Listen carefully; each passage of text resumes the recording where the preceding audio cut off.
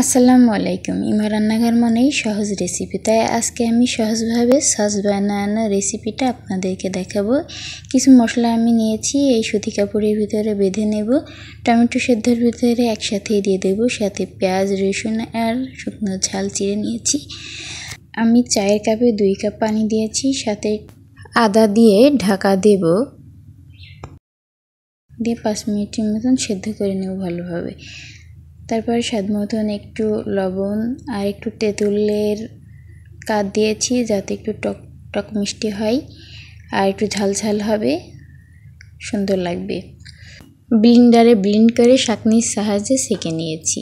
তারপরে দিয়ে দিই বিট লবণ, সাথে বিট লবণ আর 2 চামচ ভিনেগারের সাথে 2 চামচ কর্নফ্লাওয়ার দিয়ে ভালোভাবে গুলিয়ে আমি এই যে নাড়তেছি। এভাবে নাড়তে হবে যাতে দলা পেকে না যায়। সসের টেস্ট অনুযায়ী আমি একটু চিনি অ্যাড করেছি। এই দেখুন ঘনত্বটা, এক্সট্রা কোনো পানি আসছে না। তো আমার সসটা রেডি হয়ে গেছে। তো আপনারা যে যেখান থেকে দেখছেন অবশ্যই কমেন্ট করে জানাবেন আমার সসটা কেমন হয়েছে। ভালো লাগলে অবশ্যই সাবস্ক্রাইব করে শেয়ার করে রাখবেন।